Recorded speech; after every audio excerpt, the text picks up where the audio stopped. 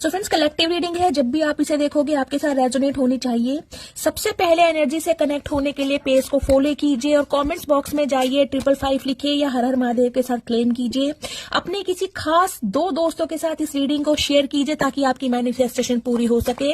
Let's see अभी इसी वक्त आपके पर्सन की करंट फीलिंग क्या है, क्या सोच रहे हैं आपके बारे में।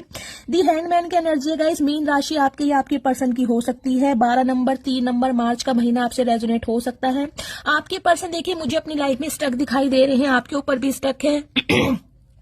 ना आपको भूल पा रहे हैं और ना ही आपसे वॉक अवे कर पा रहे हैं। चीजों को कहीं ना कहीं स्टक किया हुआ है, स्टैग्नेशन में मुझे दिखाई दे रहे हैं, लेकिन कहीं ना कहीं भूले नहीं है, आपको याद बहुत कर रहे हैं, स्पिरिचुअल अवेकनिंग के प्रोसेस से गो थ्रू कर रहे हैं।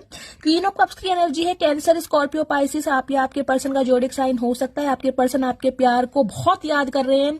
इन्होंने कहीं ना कहीं अपनी तस्वीर गाइज अपने दिल में बसा ली है, आपको बहुत मिस कर रहे हैं। बैंगनी कलर आप